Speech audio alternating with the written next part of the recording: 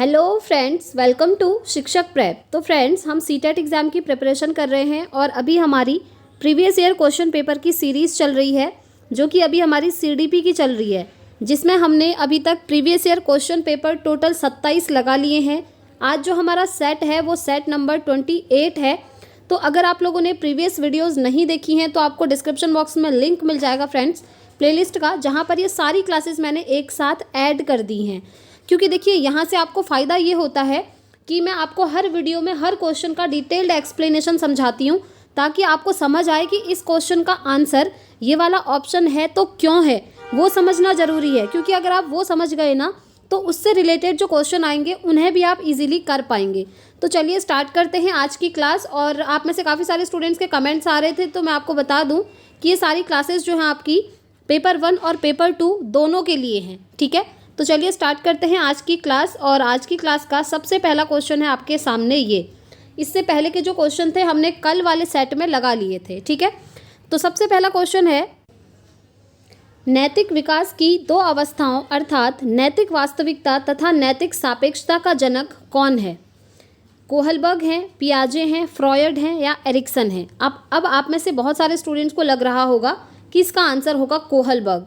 तो देखिए, इसका आंसर कोहलबर्ग नहीं है। इसका जो राइट आंसर है ना, वो है जीन पियाजे। अब आप कहेंगे कि जीन पियाजे का सिद्धांत तो संज्ञानात्मक विकास का सिद्धांत है और नैतिक विकास का सिद्धांत तो कोहलबर्ग ने दिया था। ये क्वेश्चन आपके दिमाग में आ रहा होगा, जिन भी लोगों ने डिटेल में थ्योरी पढ़ी होगी उनके दिमाग में आ रहा होगा। और मैंने आपको थ्योरी वाली क्लासेस में ये सब करवाया भी है। ठीक है, डिटेल थ्योरी। तो देखिए, इस क्वेश्चन का आंसर कोहलबर्ग नहीं है, क्योंकि कोहलबर्ग ने जो नैतिक विकास का सिद्धांत दिया है उसमें नैतिक वास्तविकता और नैतिक सापेक्षता की बात नहीं करी है, और ना ही इनको इस चीज़ का जनक कहा जाता है। ठीक है, क्योंकि देखिए, कोहलबर्ग की जो थियोरी है उसमें उन्होंने 3 लेवल बताए हैं और 6 स्टेजेस बताई हैं, यानी कि हर एक लेवल की 2-2 स्टेजेस बताई हुई हैं। ठीक है, अगर आपको याद हो तो याद कीजिए। जो 3 लेवल थे, एक था प्री कन्वेंशनल, दूसरा था कन्वेंशनल, तीसरा था पोस्ट कन्वेंशनल। प्री कन्वेंशनल होता है पूर्व रूढ़िगत अवस्था, कन्वेंशनल होता है रूढ़िगत अवस्था और पोस्ट कन्वेंशनल होता है उत्तर रूढ़िगत अवस्था। तो ये वाला जो सिद्धांत है ना, ये अलग है, ये वो नहीं है। ये वाला सिद्धांत जीन पियाजे ने दिया था। हालांकि सीटेट के सिलेबस में जो डिटेल में थियोरी है पियाजे की, वो कौन सी है? वो है संज्ञानात्मक विकास का सिद्धांत, यानी कि कॉग्निटिव डेवलपमेंट थियोरी, जिसमें उन्होंने विकास के 4 चरण बताए हैं। कौन कौन से बताए हैं? मैंने आपको न्यूमोनिक से भी याद करवाया था। न्यूमोनिक क्या था? SPCF। ये विकास के 4 चरण इन्होंने बताए हैं। कौन कौन से? Sensory motor, pre operational, concrete operational and formal operational, यानी कि संवेदीगामक अवस्था, पूर्व संक्रियात्मक अवस्था, मूर्त संक्रियात्मक अवस्था और औपचारिक संक्रियात्मक अवस्था, और इसको हम अमूर्त संक्रियात्मक अवस्था भी कहते हैं, लास्ट वाला। ठीक है, तो ये वाला सिद्धांत तो फेमस है सीटेट में और डिटेल में इसी के बारे में बात करी है। लेकिन जीन पियाजे ने एक नैतिक विकास का सिद्धांत भी दिया था और उनके उसी सिद्धांत से प्रभावित थे कोहलबर्ग। तो ये चीज़ आपको ध्यान रखनी होगी। बट ये वाली जो थ्योरी थी वो आपकी सीटेट के सिलेबस में डिटेल में नहीं दी है। बस आपको याद रखना है कि नैतिक विकास की जो 2 अवस्थाएं हैं, नैतिक वास्तविकता और नैतिक सापेक्षता, इनका जनक कहा जाता है जीन पियाजे को। ठीक है, आई होप आप लोग समझ गए होंगे। और फ्रॉयड की थियोरी तो आपको याद ही होगी, जो आपने पढ़ा होगा, इड, ईगो, सुपर ईगो वाली चीज़ें, चेतन, अचेतन, अवचेतन अवस्था, जिसकी बात लिबिडो की भी ये बात करते हैं। ठीक है, ये वाली थियोरी है फ्रॉयड की, यानी कि जो हमारा अचेतन मन होता है, चेतन मन होता है, अवचेतन होता है, इन सारी चीज़ों की बात करी थी फ्रॉयड ने। ठीक है, ये मन की 3 अवस्थाएं बताई थी इन्होंने।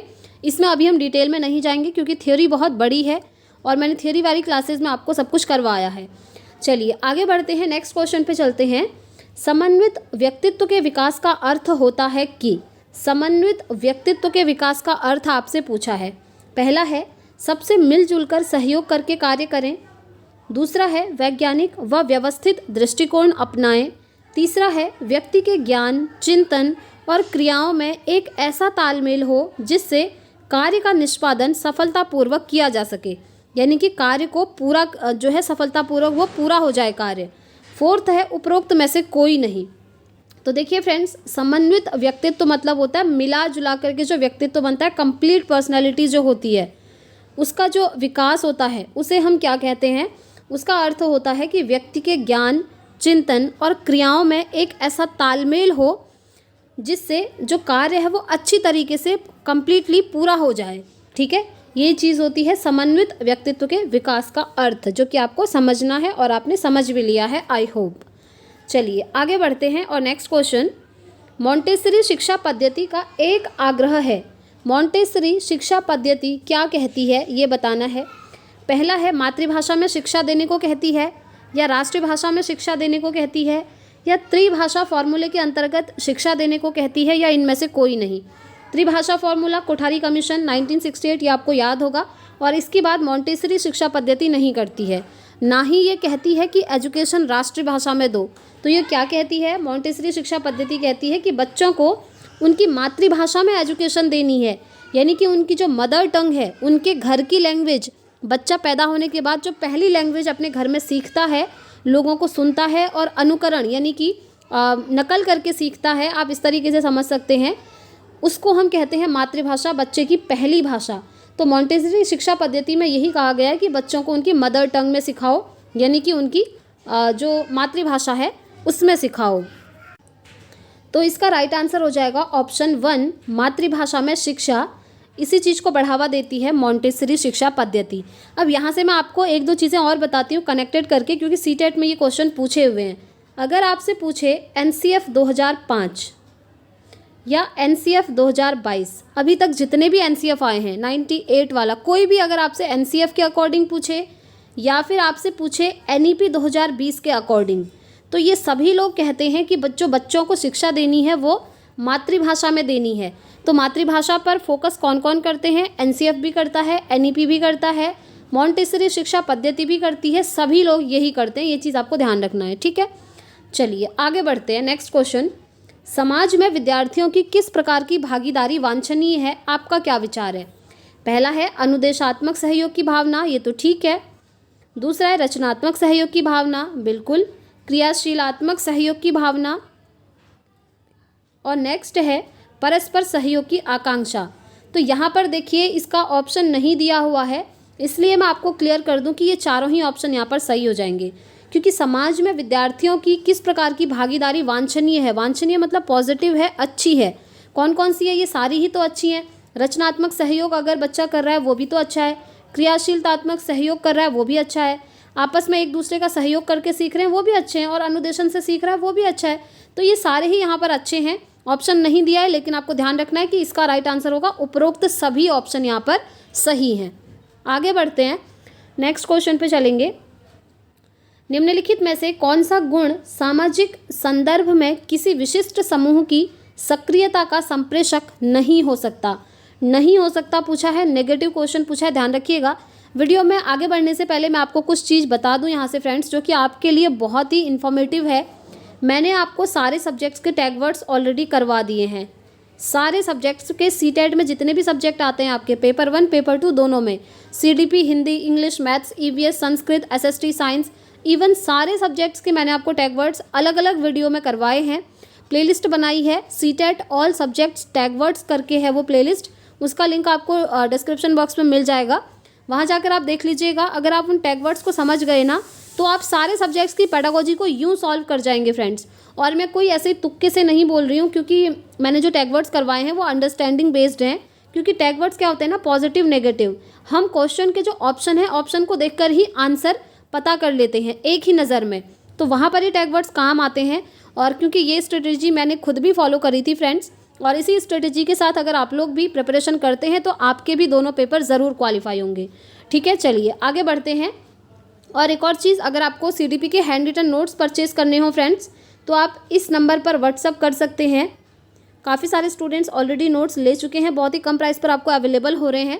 मैंने सीटेट के टू द पॉइंट नोट्स बनाए हुए हैं पेपर 1 पेपर 2 दोनों के लिए, जो कि आपको काफ़ी हेल्प करेंगे। उसके बाद आपको कहीं से कुछ भी पढ़ने की ज़रूरत नहीं पड़ेगी, क्योंकि मैंने सारे टॉपिक्स उसमें इंक्लूड करे हुए हैं। जिन स्टूडेंट्स ने लिए हैं वो ये चीज़ जानते भी हैं। ठीक है, चलिए आगे बढ़ते हैं। नेक्स्ट क्वेश्चन हमने पढ़ लिया, तो आपसे पूछा है कि समूह की सक्रियता का संप्रेषक कौन सा नहीं हो सकता। नेगेटिव पूछा है, तो पहला है वह उन सभी गुणों को ग्राह्य करता है जो कि समूह विशेष के संदर्भ में विचारणीय हैं। ये तो सही है। वह अपने समूह को अपने व्यक्तिगत अनुभवों से पूर्ण लाभान्वित करने का प्रयास करता है। जी हाँ, जो अपना उनका समूह है उसको जो है अपने, जैसे बच्चे का एक समूह है, ठीक है, बहुत सारे बच्चे वहाँ पर हैं, और किसी बच्चे के जो अपने व्यक्तिगत अनुभव हैं, खुद के एक्सपीरियंस हैं, उससे पूरी तरीके से लाभ पहुँचाता है समूह के अन्य सदस्यों को भी, ये भी तो पॉजिटिव है। फोर्थ है, वह समूह निष्क्रिय सदस्यों से अपने संबंध सीमित कर लेता है। ये यहाँ पर बिल्कुल सही है, आपको लग रहा होगा यही इसका राइट आंसर होगा, लेकिन ये इसका राइट आंसर नहीं है फ्रेंड्स, क्योंकि देखिए वह बच्चा क्या कर रहा है, निष्क्रिय सदस्य, यानी कि जिस समूह में जो सदस्य हैं वो निष्क्रिय हैं, एक्टिव है ही नहीं, उनका ध्यान ही नहीं है चीज़ों में, उनके साथ संबंध को अपने सीमित कर लेता है, लिमिटेड कर देता है, यानी कि उनके साथ संबंध कम कर देता है, और ये पॉजिटिव चीज़ है।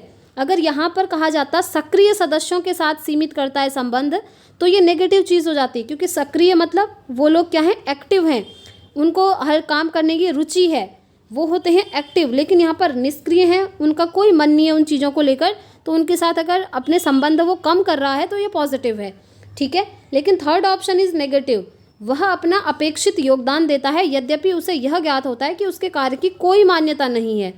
ये यहाँ पर ऑप्शन सही नहीं होगा। वह अपना अपेक्षित योगदान देता है जबकि उसे ये ज्ञात है कि उसके कार्य की कोई भी मान्यता नहीं है, यही जो है सक्रियता का संप्रेषक यहाँ पर नहीं हो सकता है, तो थर्ड ऑप्शन इसका राइट हो जाएगा। आगे बढ़ते हैं, नेक्स्ट क्वेश्चन पे चलेंगे। योग्यता समूहीकरण के बारे में कौन सा कथन सत्य है? योग्यता समूहीकरण, ठीक है, एबिलिटी ग्रुपिंग की यहाँ पर बात हो रही है। विद्यार्थी समरूप समूह में बेहतर सीखते हैं। सुगम एवं प्रभावी शिक्षण के लिए एक कक्षा समरूप होनी चाहिए। बच्चे असहिष्णु होते हैं, असहिष्णु नहीं होते हैं बल्कि सहिष्णु होते हैं। सहिष्णु मतलब क्या होता है, एक दूसरे की हेल्प करते हैं, एक दूसरे की भलाई के बारे में सोचते हैं, और एक दूसरे की चीज़ों को वो सहन कर सकते हैं, सहन करने की शक्ति उनके अंदर होती है, और भेदों को स्वीकार नहीं करते, ऐसा कुछ नहीं है। फोर्थ है, विभिन्न योग्यताओं वाले समूहों को ग्रहण करने के लिए शिक्षक बहुस्तरीय शिक्षण अपना सकते हैं। जी हाँ, देखिए अलग अलग योग्यताओं वाले समूह, क्योंकि समूह में जो बच्चे होते हैं उनकी एबिलिटीज़ अलग अलग होंगी, योग्यताएं अलग अलग होती हैं, है ना। किसी का इंटरेस्ट होगा क्रिकेट में, किसी का इंटरेस्ट होगा फुटबॉल में, किसी का इंटरेस्ट होगा ड्राइंग करने में, किसी का होगा म्यूज़िक में, किसी का डांसिंग में, किसी का पढ़ाई में। तो अलग अलग योग्यताओं वाले बच्चे होते हैं समूह में, तो उसको ग्रहण करने के लिए शिक्षक क्या कर सकते हैं, बहुस्तरीय शिक्षण प्रक्रिया अपना सकते हैं, यानी कि शिक्षण को जो है अलग अलग स्तर पर करवा सकते हैं। देखिए यहाँ पर मैं आपको एक चीज़ बता दूँ, यहाँ पर क्या है ना, सभी को समान अवसर दिए जाते हैं, ठीक है, सभी को समान अवसर दिए जाते हैं। जैसे अगर किसी का इंटरेस्ट है क्रिकेट में, और किसी का इंटरेस्ट है म्यूज़िक में, किसी का इंटरेस्ट है डांस में, किसी का इंटरेस्ट है पढ़ाई करने में, तो सभी को इन सभी इंटरेस्ट के लिए अलग से टाइम दिया जाता है। और सभी को, जैसे आपने 45 मिनट का टाइम दिया, तो हर बच्चे को आप 45 मिनट का टाइम देंगे जिसमें वो अपने इंटरेस्ट की चीज़ें करेगा, ठीक है। यानी कि अवसरों की समानता यहाँ पर बच्चों को दी जाती है, अवसरों की समानता, ध्यान रखिएगा। और इसकी बात समावेशी शिक्षा में भी की जाती है, तो फोर्थ ऑप्शन इसका राइट आंसर हो जाएगा। नेक्स्ट है, अधिगम की प्रक्रिया में शर्मिंदगी डैश है। ये तो आप लोगों को आ ही जाएगा, बहुत ईजी क्वेश्चन है। जो आपकी लर्निंग की प्रोसेस है, यानी कि सीखने सिखाने की प्रोसेस है, उसमें जो शर्मिंदगी होती है वो क्या है, आवश्यक है। अधिगम की प्रक्रिया में शर्मिंदगी आवश्यक है। अगर आप शर्मा जाएंगे पढ़ने में तो आप किस तरीके से रुचि लगाकर पढ़ेंगे बताइए, आपका ध्यान ही नहीं होगा पढ़ने में। शर्माना कभी नहीं है, तो शर्मिंदगी जो है ना अधिगम प्रक्रिया में एक बाधक का कार्य करती है, यानी कि एक रुकावट पैदा करती है, जहाँ पर बच्चा चीज़ों को रुचिपूर्वक सीख नहीं पाता है। तो इसका राइट आंसर होगा हानिकारक। अधिगम की प्रक्रिया में जो शर्मिंदगी होती है वो क्या होती है, हानिकारक होती है, ठीक है। चलिए आगे बढ़ते हैं। अगर यहाँ पर पूछ लिया जाता कि अधिगम की प्रक्रिया में अभिप्रेरणा डैश है, ये क्वेश्चन पूछा हुआ है फ्रेंड्स, मैं अपने मन से नहीं बना रही हूँ, ठीक है, क्योंकि मैं आपको हमेशा एनालिसिस भी करवाती हूँ जब भी पेपर होते हैं। तो काफ़ी सारे क्वेश्चन ऐसे हैं कि दिमाग में अब वो फिट हो गए हैं, वो एक तरीके से वो याद हो गए हैं, आप ऐसे भी समझ सकते हैं। तो सीटेट में ये क्वेश्चन भी एक बार बना हुआ है कि अधिगम की प्रक्रिया में अभिप्रेरणा डैश है, तो वहाँ पर क्या हो जाएगा, अभिप्रेरणा महत्वपूर्ण है, क्योंकि जब बच्चा पढ़ने के लिए अंदर से अभिप्रेरित होगा तभी जाकर तो वो चीज़ें सीखेगा। अगर आप लोग मोटिवेटेड होंगे ही नहीं तो आप इस वीडियो को देखकर भी क्या कर लेंगे बताइए। अगर आप मोटिवेटेड नहीं हैं, अंदर से आपके ये नहीं है कि मुझे ये चीज़ सीखनी है, तो आप उस चीज़ को नहीं सीख पाएंगे। बस आप वीडियो देखेंगे, सुनेंगे और दूसरे दिन भूल जाएंगे कि मैंने क्या देखा था कल वीडियो में। इसीलिए पढ़ने के लिए मोटिवेटेड होना सबसे ज़्यादा ज़रूरी है, जिसको हम कहते हैं अभिप्रेरणा। तो ये अधिगम की प्रक्रिया में जो अभिप्रेरणा होती है, मोटिवेशन होती है, वो इंपॉर्टेंट होती है, महत्वपूर्ण होती है। ठीक है, चलिए आगे बढ़ते हैं और नेक्स्ट क्वेश्चन पे चलते हैं। निम्नलिखित में से कौन सा प्रश्न मीडिया विषय पर आलोचनात्मक चिंतन के कौशल को आंकने के लिए अति उपयुक्त है? मीडिया विषय पर, ठीक है। ऑप्शन है, समझाएं कि मीडिया को उसके प्रतिवेदन यानी कि रिपोर्ट के लिए सूचना कैसे मिलती है, इस लेख में किसका मत छूट गया है, मुद्दा तैयार करना के उदाहरण उपलब्ध कराएं, या फिर सार्वजनिक विरोध और सेंसरशिप शब्दों की को परिभाषित करें। तो देखिए कौन सा प्रश्न मीडिया विषय पर आलोचनात्मक चिंतन के कौशल को आंकेगा, वो है इस लेख में किसका मत छूट गया है। यहाँ पर आलोचनात्मक चिंतन होगा, ठीक है। तो सेकंड ऑप्शन इसका राइट आंसर हो जाएगा। आगे बढ़ते हैं, नेक्स्ट क्वेश्चन। निम्नलिखित में से कौन सा गुण सामाजिक संदर्भ में किसी विशिष्ट समूह की सक्रियता का संप्रेषक नहीं हो सकता? नॉट पूछा है, ठीक है। पहला है, वह उन सभी गुणों को ग्राह्य करता है जो कि समूह विशेष के संदर्भ में विचारणीय हैं, ये तो सही है। दूसरा है, वह अपने समूह को अपने व्यक्तिगत अनुभवों से पूर्ण लाभान्वित करने का प्रयास करता है। तीसरा है, वह अपना अपेक्षित योगदान देता है यद्यपि उसे यह ज्ञात होता है कि उसके कार्य की ओके ये क्वेश्चन हम ऑलरेडी कर चुके हैं, ठीक है, ये क्वेश्चन हम ऊपर कर चुके हैं। आगे बढ़ते हैं, नेक्स्ट क्वेश्चन पे चलते हैं। सामाजिक विज्ञान की एक शिक्षिका समानता के विषय पर अपने विद्यार्थियों की भागीदारी सुनिश्चित करना चाहती है। समानता के विषय पर इसके लिए कौन सी गतिविधि उपयुक्त रहेगी? पहला है, पिछली कक्षा में शिक्षिका द्वारा किए गए उदाहरणों के बारे में विद्यार्थियों को चर्चा करने को कहना। दूसरा है, विद्यार्थियों को छोटे छोटे समूह बनाकर सामूहिक रूप से समानता एवं नए उदाहरण ढूंढकर लाने को कहना। तीसरा है, विद्यार्थियों को ऐसे उदाहरणों की चर्चा करने को कहना जहां लोगों के साथ असमानता का व्यवहार हुआ हो। तो बताइए इसका राइट आंसर क्या होगा? अगर आप सेकंड ऑप्शन पर यहाँ पर गौर करें फ्रेंड्स, ठीक है, सेकंड ऑप्शन पर, ओके एक मिनट, ठीक है, सामाजिक विज्ञान की एक शिक्षिका समानता के विषय पर, ओके, इक्वालिटी की यहाँ पर बात हो रही है, ठीक है, इक्वालिटी की बात हो रही है, इस विषय पर अपने विद्यार्थियों की भागीदारी सुनिश्चित करना चाहती है। तो कौन सी गतिविधि यहाँ पर बिल्कुल सही होगी? पहला है, पिछली कक्षा में शिक्षिका द्वारा दिए गए उदाहरणों के बारे में विद्यार्थियों को चर्चा करने को कहना। जी नहीं, पिछली कक्षा की चीज़ें आप नहीं कहेंगे, आप जिस क्लास की चीज़ें बच्चों को पढ़ा रहे हैं ना, उसी क्लास के बारे में आपको डिस्कस करना होगा। अगर आपको ये कहना है कि उदाहरणों के बारे में आप लोग चर्चा करो, तो उसी कक्षा के बारे में कहना होगा जिस क्लास में अभी बच्चे पढ़ रहे हैं। तो ये ऑप्शन हो जाएगा बाहर। सेकंड है, विद्यार्थियों को छोटे छोटे समूह बनाकर सामूहिक रूप से समानता के नए उदाहरण ढूंढकर लाने को कहना। इट इज़ अ बेस्ट, क्योंकि अगर आप ये चीज़ करेंगे तो बच्चे समानता के नए नए उदाहरण ढूंढ कर लाएंगे और इससे क्या होगा, समानता का कॉन्सेप्ट बच्चे खुद भी सीख जाएंगे।